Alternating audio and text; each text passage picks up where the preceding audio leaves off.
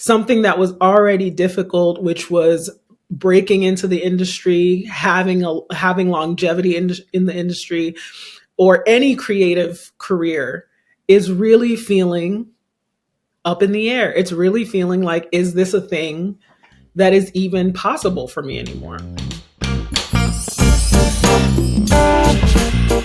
I'm Charla Lauriston. I've been a TV writer for almost a decade, but it wasn't that long ago that quitting my day job and moving to Hollywood was nothing but a pipe dream.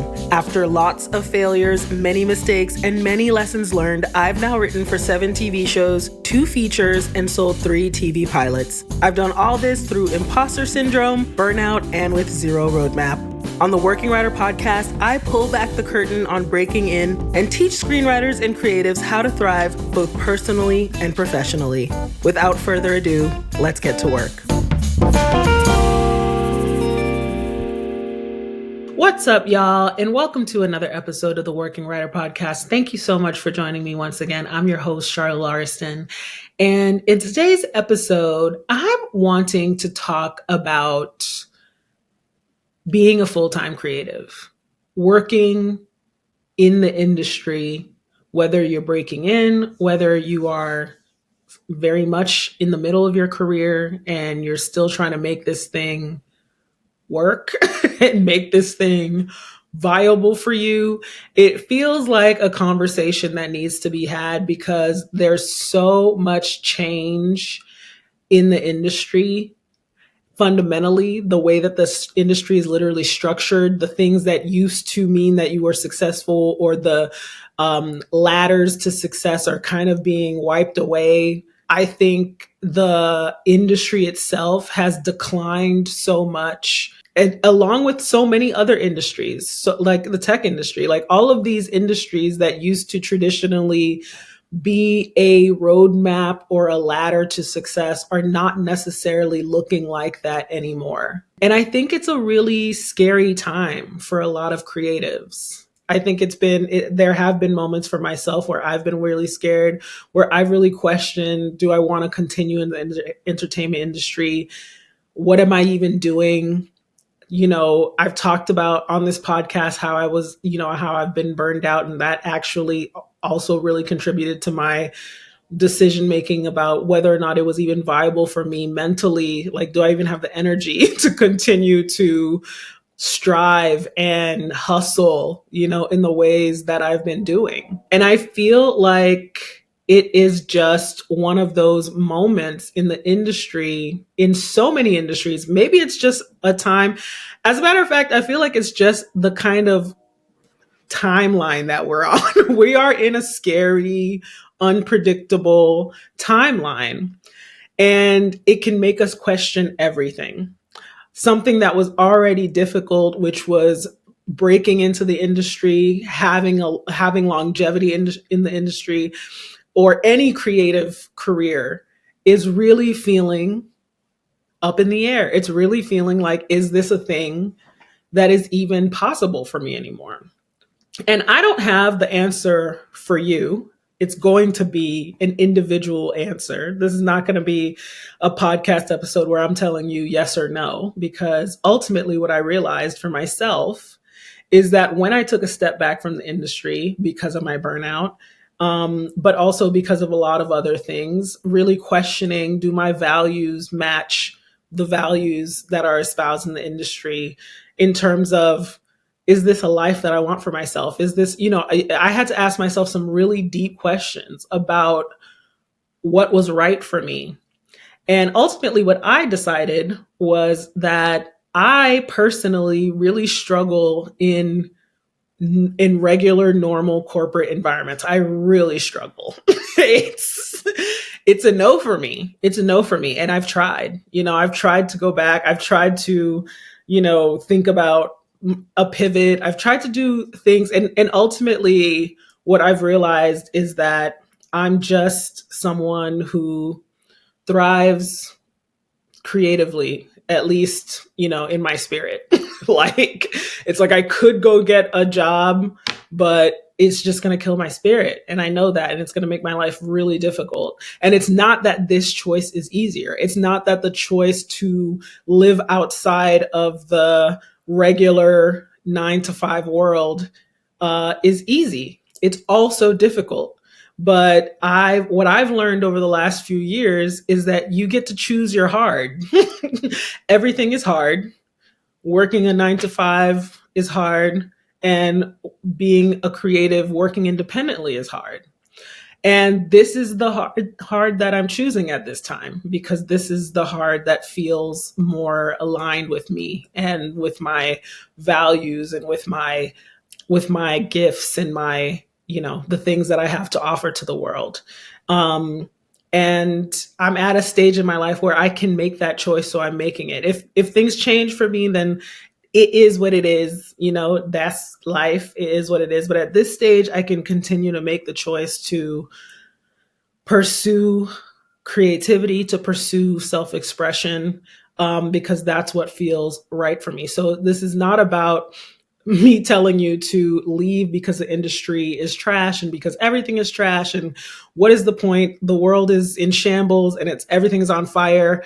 You can also choose to go down that route as well, of the nihilism, of the depression, of the sadness, of everything is bad. The thing is, things are quite bad. Things are really bad.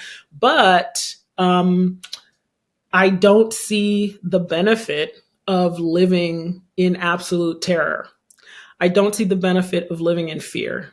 And I don't see the benefit of living with the expectation that everything is just going to be horrible and shitty for me and I should just throw in the towel anyway, because for me, that's just not, again, just like the 9 to 5 corporate life, it's not doable for me. It's too dark. It's too sad. It's like, I can't, I just can't. So it's up to you. I'm choosing joy because I got some. So I'm going to choose that. So with all that said, the world is trash. The industries are trash. Where do we turn? What do we do? Is creative work even still possible for us? What do we do? So I have a few points that I want to go through in this episode and talk about. And first, I want to talk about how I went from 9 to 5 to creative, because the way that I went from 9 to 5 to creative, even though the industry has changed a lot, the world has changed a lot since that time, and it's not necessarily the same way, I do feel like a lot of the lessons that I learned, I'm continuing to use in this new phase of the industry and life. And I'm finding that the same things apply as what applied to what previously helped me. So the way that I broke into the industry was I was working regular 9 to 5 jobs. I had, my background was in government. I had worked for Senator Kirsten Gillibrand in New York City as her staff assistant. I had interned for Charlie Rangel in the House of Representatives. I really had I was really interested in politics, and I thought I was going to be a lawyer. I thought that's what I was going to do. Potentially, I don't know, maybe I was going to be like a diplomat or something. I thought maybe I'd be a diplomat. I have no idea what I was going to do. I just knew I was thinking about going to law school, and I was really obsessed with politics. I am still quite obsessed with politics. I'm still quite a politics junkie, but that's what I was doing. And I had always had a desire to do comedy, but I was too Haitian, too scared, too immigrant, too trained to pursue safety and to pursue like security and status and things like that.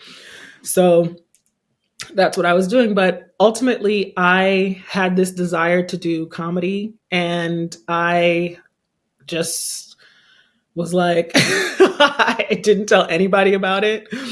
I wasn't somebody that grew up, doing plays or anything or writing creatively. I wasn't. I just had a desire to do stand-up. I had a desire to do comedy. I felt like I had something I wanted to say that I didn't feel like was being said out in the world. It was just really my point of view, my perspective that I just felt like I didn't see out in the world, and I wanted to see if I could do that. I had like a gut instinct, like an innate desire to express that. So I also at the time had moved to New York City. I had like completely changed my life. I was living in Boston before. And I decided that at the time that I was living in Boston, that I wanted to move to New York City and try stand up. So I basically blew up my life. I quit my job. I wasn't in a relationship. I didn't have anything really holding me back in Boston. I had a job that I didn't really care about. And I had a desire to go do stand up and specifically go do it in New York City. So I quit my job. I gave 2 weeks notice. I got myself a job in New York City eventually, after a few after figuring things out for a little while. I got myself a job in New York City working for Senator Kirsten Gillibrand because I had a political background, I had a political interest, I had contacts from my internship with Charlie Rango in the House of Representatives. So that's how I got that job in New York City, and that was a great job. But I was working a ton, and I didn't have any friends in New York City, and I wasn't any closer to, doing this terrifying thing that I had wanted to do that I told no one that I wanted to do. So I was talking to a friend one night, and he told me that he had just done an improv class and he had made a lot of friends. And I thought, hey, I'm really lonely. I don't have any friends in New York yet. Let me do this improv class. And I found a level 0 at the People's Improv Theater. That was the beginning of my comedy career. Like, I became pretty much obsessed with improv. Because it was terrifying, because it was like nothing I had ever done before, and because it required every fear that I had to be addressed. The fear of being seen, the fear of making mistakes, the fear of not having a script, the fear of not knowing what's going to happen. Oh my God, improv was really fantastic for opening me up as a creative and as a performer. And it gave me that real foundation that I didn't even know that I needed. I didn't know anything about improv. Like, I didn't even put 2 and 2 together. Like, whose line is it anyway? Is this thing that we're doing? I was like, that's how people described improv at the time. They're like, oh, it's like, whose line is it anyway? That's how much of a normie I was, I feel, from the outside of the creative comedy community. So I do improv. I become super obsessed. And, at the time I'm working a really stressful job, a really intense job, and I'm falling in love with improv. I'm, quickly starting to understand the difference between what it looks like when you're doing improv as a hobby and the people who are doing improv as a way to move their career forward. I quickly saw the difference between that. I saw that, like, the more you perform, the better you get, the more people know your name, the more shows you get invited onto, the more likely it is that you're going to be seen by industry. I also noticed that at the time, a lot of web series were coming out. This was literally like more than 10 years ago. So I was like, wow, a web series is really going to be helpful, because I'm out here burning the candle at both ends, working a full-time job, then going to class, then going to shows, doing all these things for free, paying a coach, paying for classes, all of these things. But if I make something and put it online, even if 100 people see it, that's more people than saw me at this improv show. So I started to think in really strategically about how to use my time in the best way, because I just didn't feel like I had a lot of time to be working full time and pursuing comedy. In my mind, I needed to close that gap as fast as possible, because I literally will burn out. I can't just continue to pursue and do classes at this pace, because I think I was 20 something at the time. I was 20 something. So it's yeah. But when a bitch is 30, when a bitch is 40, she gonna be tired. And so we gonna need to close this gap real quick. So that put a real fire under my butt. And I made a web series. I saw other places where people had put their web series. For instance, when Awkward Black Girl came out, and when Broad City came out, like they were written up in Glamour, and they were written up in like at the time like I forgot the name of this comedy website, but I think it's Vulture now. I think the Vulture bought it. But point of the matter is, I sent my web series to those places, and I got into one of them. I got into both of them. Like my web series was put in Glamour, and it was put in what is now Vulture, and that ended up getting me a manager. And at the same time as I was getting a manager, I also got I got an opportunity to interview for Kimmy Schmidt, and that became my first job. So I'm telling the real, like, I guess, short version of how I entered the industry. And when I entered the industry, I feel like there was a really clear trajectory. There was really clear markers of success, and there was work out there to be had, you know? So that's my story. And that story worked for what the industry was at the time. But I don't necessarily know if that is something that would work for someone today, because the industry has changed so much.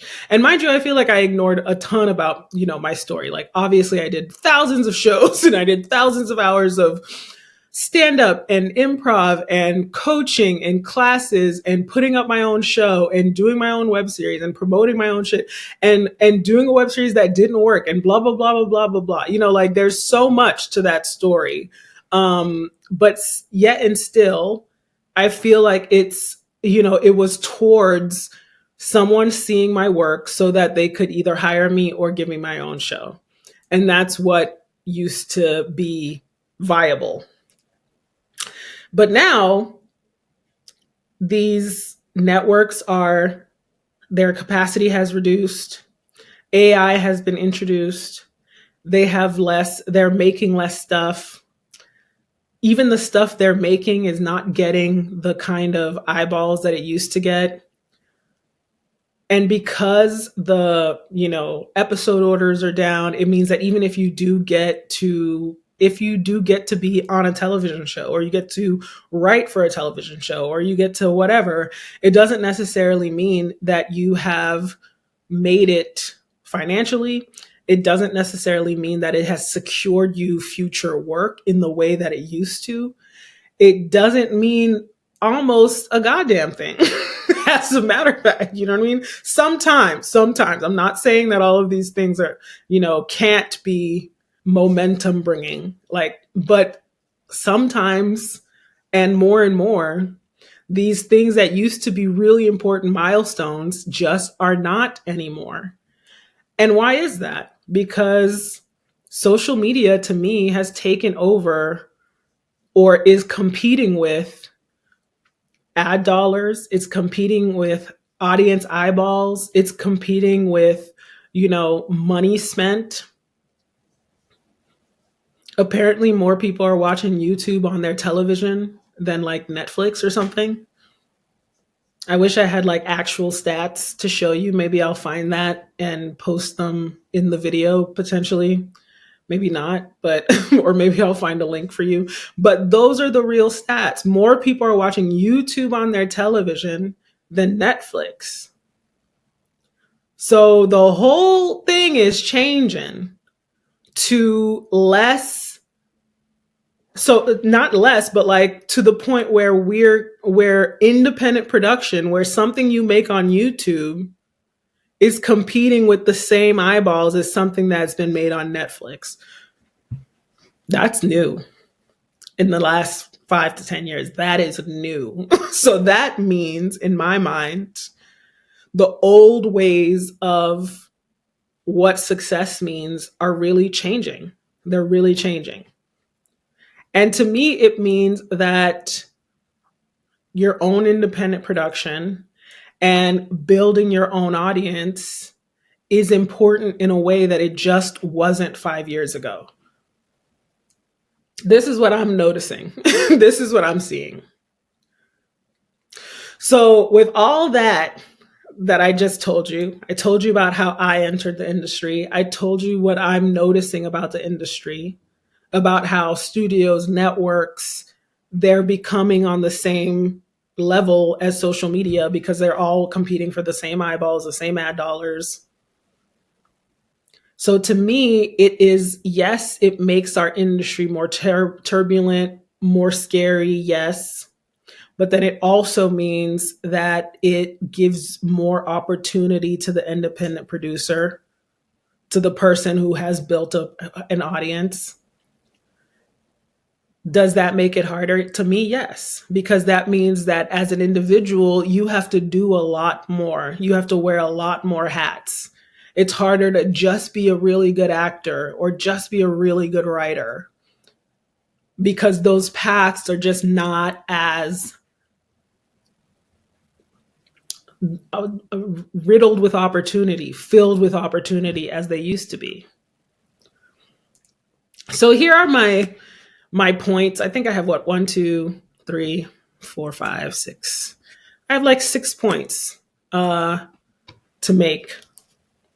6 things to do, to keep in mind as you pursue a full-time creative career in this insane climate that is what it is. It just is what it is, you know? And here's the first one. The first one is to recognize that the desire to work as a full-time creative is not crazy or unrealistic. You know what I mean?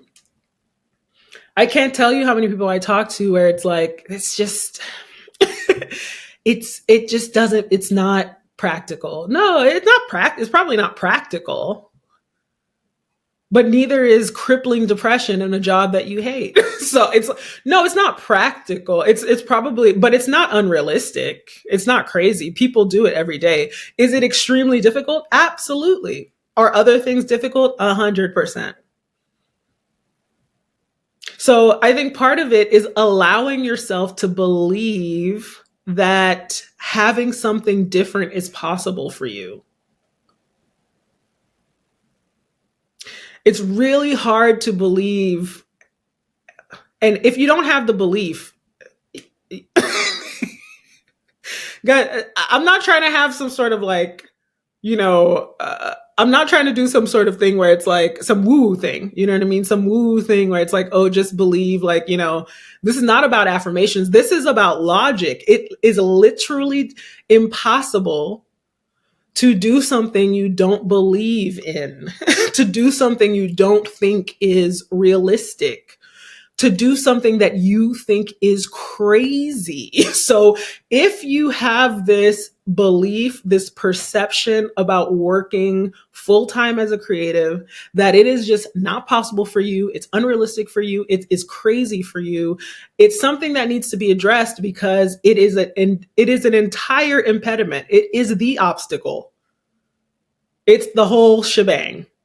If you don't think it's possible, if you think it's literally crazy, it's going to be really hard to think of ways to get there. It's going to be really hard to execute goals, to feel like there's a point to finishing your work if you quite literally don't even have that belief. So that's number one. Remembering that you don't have to resign yourself to a life that you hate. If you really hate it, you can choose to believe that something different is possible for you and that it's okay for you to have something different. If something different is what you want. Our wants are a roadmap for us. Our wants are they're a template for us. Our wants are it's your North Star. It's giving you direction. And stamping down those desires to do something different is, it is it's how do you say it? It's really like suppressing the self. And this makes life really difficult. So what does it look like to hold your desires and your wants with possibility, and noticing if you judge yourself, if you judge those wants, if you're sarcastic, like, yeah, like that could happen for you. Sure. Being sarcastic with yourself, mean to yourself, dismissive of yourself and your wants. Notice that. And how can you hold your wants in a different container, a container of it's possible for me, of yes, it'll be difficult, but it's not crazy that I want something different. My wants are possible for me. It's okay to want something different for myself. It is okay. So you got that. That's step one, believing that it is possible for you. And I would say the next step is, with believing that it's possible for you, it's also to be honest and clear-eyed about what's required of you if it's something you decide that you want to pursue. Is this something that I'm willing to put the work into to pursue? And if I'm not, is that okay with me? Am I okay with not going after this thing? Am I okay with resigning myself to the life that I am currently leading?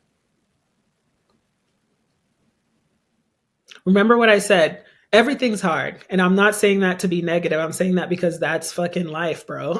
Like, everything's hard.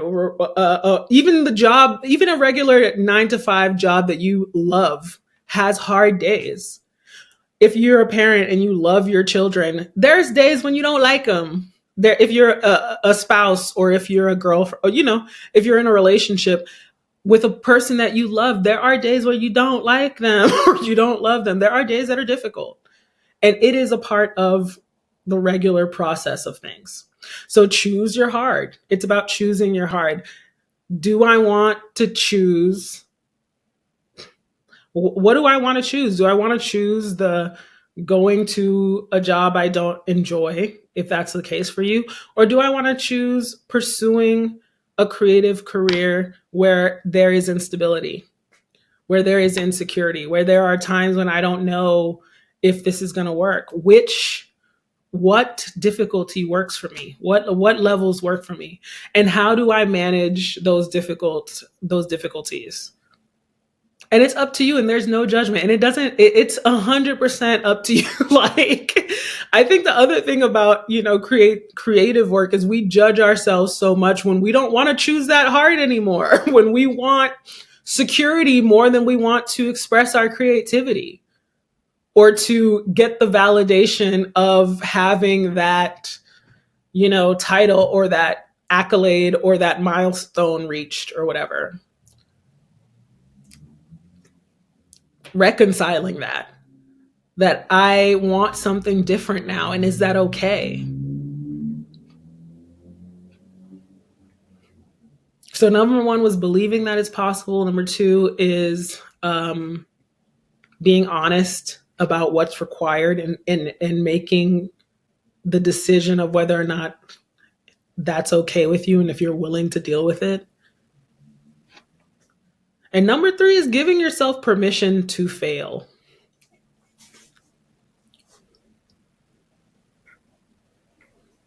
I'm going to let you sit with that, because I feel like whenever I talk to, creatives, coaching clients, whatever, it doesn't matter, there's this real aversion to failure. And I understand it because I've had it for so long. I have this aversion to failure. And what it took was when I finally recognized how much failure has given me. Failure has given me everything. I only have the web series that got me a job on Kimmy Schmidt because I had the web series that sucked so bad I didn't release it. That web series was called Funny Girl. It wasn't funny. It was terrible. But oh my God, if I hadn't had that, if I hadn't made those mistakes, if I hadn't practiced, if I hadn't learned from that failure, I wouldn't have had something that was better. I wouldn't have had any idea how to make something better because I wouldn't have had the experience. Thank God for Funny Girl. Thank God I made something. I had the gumption to make something, the drive, the desire, the passion to make something bad. Thank God. And then thank God I have good taste and I could tell that it sucked and it wasn't funny. And that's all. And that's my journey. You know what I mean? Maybe you make something and you want to put it out, but my decision was this is not something that I want to represent me out in the world because it's not funny and I can do better. And I'm so glad that I know that because I've seen this and I see that it's not up to my standards. Failure is information. Failure is crucial, important information. And now that I see it that way, what I try to do is I try to fail as much as possible. I try to fail as often as possible because holy shit, it's giving me so much information. This podcast, how much I've failed with consistency in this podcast, how long it's taken me to be consistent, how I've had to understand what's keeping me from being consistent. Failure is important information. Failure is good. There is no success without failure. Literally, quite literally, there just isn't. So how can you change your relationship with failure? How can you let failure be something that you welcome instead of something that you avoid and you fear? What is keeping you from embracing failure?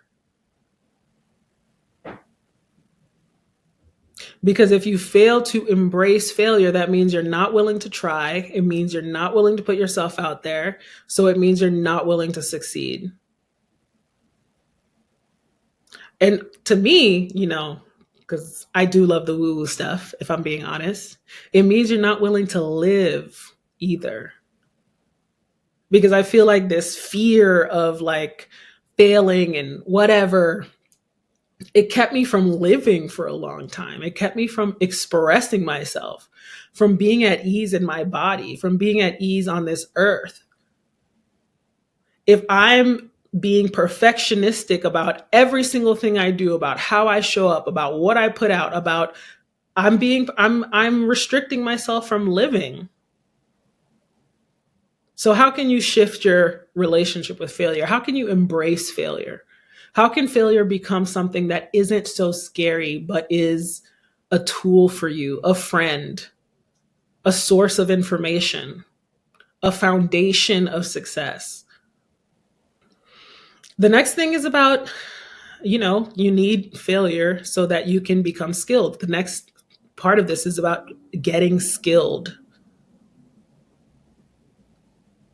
That's how you make that transition. You get skilled.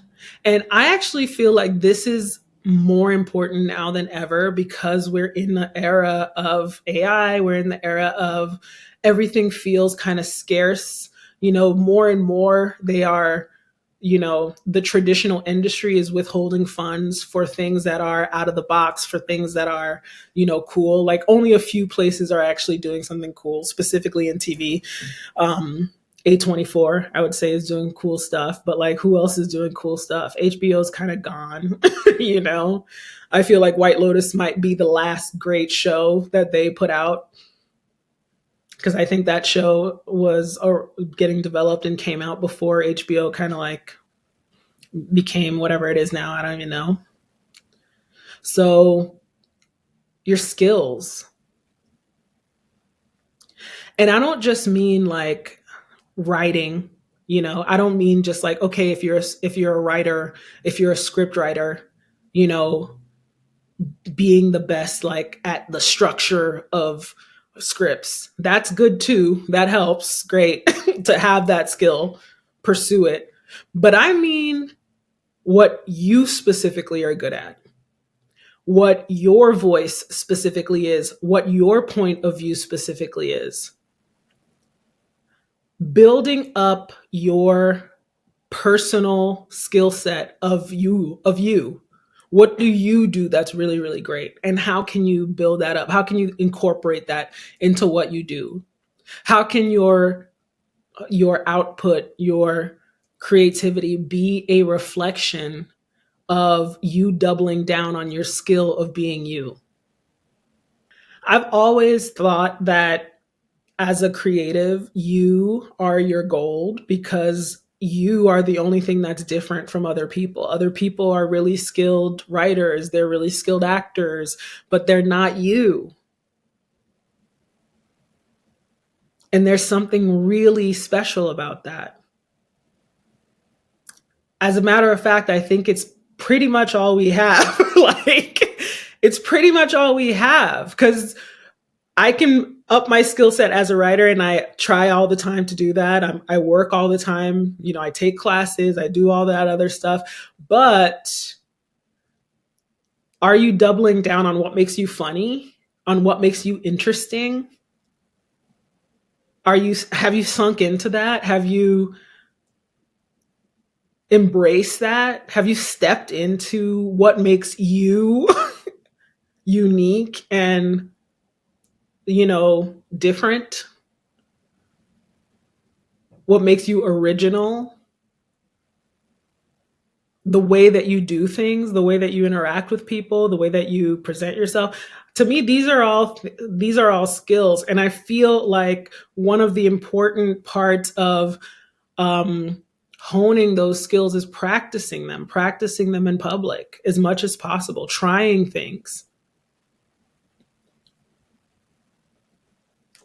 listening to your creative impulses, allowing them to be fully realized and expressed, giving yourself time, oftentimes a much longer time than you think you have or want to put into things.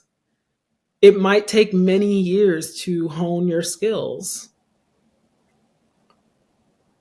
It might take a lot of trial and error. It might take a lot of practicing, changing things, seeing what works, but really doubling down on your skill set of being you and also your actual skill set of what you do. For me, that looks like, let's use this podcast as an example.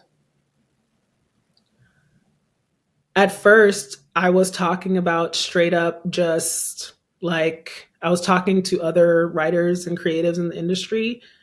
And, that started to not feel like what I really wanted to talk about. So, but for a long time, I was like, but, this is the working writer. This is about Hollywood. This is about blah, blah, blah, whatever. But always my instincts kick in. My instinct is to talk about mindfulness with creatives. My instinct is to talk about imposter syndrome with creatives. It's to talk about loving the self, finding self-worth. It's talking about unburdening the mind so that you can have room for creativity. I'm practicing in public. I'm trying things. I'm giving myself time to build this skill that is so amorphous. I don't know yet what it really is, what it is I'm really trying to do. All I know is that at the foundation, what I want to do, what my heart wants, is to empower creatives. Because I think creativity is a force, creatives are a force, and we need your work, we need your voice. So that's ultimately where it's all coming from. And I'm practicing, how do I express that? How do I get that across? Giving myself time to figure it out. Letting go of the fear of failure, whatever that looks like. Because if this fails, this is fantastic information about why it failed and what's going on. And that's okay. Okay, so we've talked about believing that something is possible, being clear-eyed about what it requires, giving yourself permission to fail, getting skilled at being yourself. because it's all you have. It's your biggest fucking tool or weapon, whatever the fuck. It's you. Next, we're going to talk about building a reputation. And the only way that you're going to build a reputation is by putting out work that you care about and believe in and think is representative of who you are. Putting your best foot forward, doing your best work, challenging yourself to do your best work, caring enough about the work to do it, believing enough that it's possible and that it's worthwhile enough to do it. And that's how you build a reputation. People start to know you as someone who does this, who talks about this, because you put yourself out there, because you said, hey, this is what I do. Building a reputation is essentially how you're networking, you know? Because I feel like people, a lot of times they'll think about networking, which is a huge part of breaking into any industry, building any kind of career. You have to network. But I feel like people always think and talk about networking as if it's a thing where it's just, who do you know? And are you in the right place at the right time? And I feel like a crucial thing is your work, you know? It doesn't mean that you have to have established work and like perfect work and completed work before you're able to start getting out there. But building your reputation, ultimately, you have to show your work. And that's what's going to build your reputation. You could be the nicest person, but you're not working towards anything. You don't have any real clear vision of what you'd like to do. Who are you? What do you want? And what work do you produce? What does your work look like? What do I go to you for? What are you known for that I can go to you for? You could also be a dick and, you know, some at least in Hollywood, being a dick gets you kind of far. It depends on who you are and what's going on. Sometimes it gets you far and sometimes it gets you canceled. So I don't recommend it. I do not recommend it. But sometimes even dicks, like, they go far because they got their work is tight. Work is tight. I'm not encouraging you to be a dick. Don't do that. And if you are, you know, really nice and really great to work with, it's even better if you are really skilled and have something to offer when an opportunity is presented to you. So building your reputation is about being a good person to work with, having work to show or working on work to show, knowing where you'd like to go, what you want, so that you can, you know, have a sense of direction for yourself. But ultimately, building your reputation is about your work, putting your work out there, letting people know what they can go to you for. I feel like for me, for a long time in my career, I was like the Black girl comedian who was, I don't know, I guess I was kind of an Oreo. Like, that's kind of the jokes that I was doing. So I guess you could go to me for that kind of like network TV comedy kind of thing. And now I'm not sure. Now I think I'm a little bit more, I'm having the desire to talk about imposter syndrome and creativity and self-love and self-doubt. So here I am building a new reputation, putting out work that I believe in so that I can attract the kind of work that feels aligned with what I want to do. Will it work? I don't know. Let's see. So here's the last thing I want to talk about, and that's settling into where you are. I feel like for a lot of us creatives, we spend so much time waiting to get somewhere different, working to be somewhere different, not liking where we are, wishing we were somewhere different. And by that, I mean some different place in our career, further along, richer, more settled, more secure. And the issue with that I've noticed is that when we get into that pattern of wishing we were somewhere different, the pattern doesn't stop just because we get somewhere different. It continues. Now you're in this new place, and after you start to feel settled there, after that starts to feel normal, you start to want to be somewhere further. The goalpost is always moving. There's never any sense of satisfaction, of contentment, of presence, of being where you are and being okay and enjoying where you are. And I know, and it is true, that the times where you are your brokest, where you have not broken in, those are the hardest places to be. Those are the hardest places to be. But imagine you work so hard to get somewhere else, and then you end up right back to where you were, wishing you were somewhere else. It just is exhausting. So what is there to be grateful for about where you are right now? Even if, is it just that you're giving yourself a chance at a different life? You're giving yourself a chance to jump to a different timeline. You're acknowledging your inner desires. And so it gives you a sense of self-respect, a sense that you love yourself because you're not dismissing your wants and desires. Is that, can that be enough for right now? Can where we are right now be enough? Can where we are right now be okay? Can we enjoy it? What is there to enjoy about where we are right now? What is there to learn about where we are right now? What is there to celebrate about where we are right now? And these are the things, I think these were 6 things, 5 or 6 things that I think really helps, they help me get to being a creative and where I am now. And I think that they're going to be the things that help me move forward. And I think that they will help you move forward. So that's what I got for you today. Let me know what you think in the comments, if this was helpful.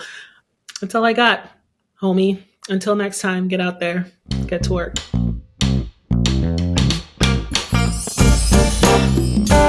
If you like this episode, please like, subscribe, share, or leave a comment for the algorithm gods.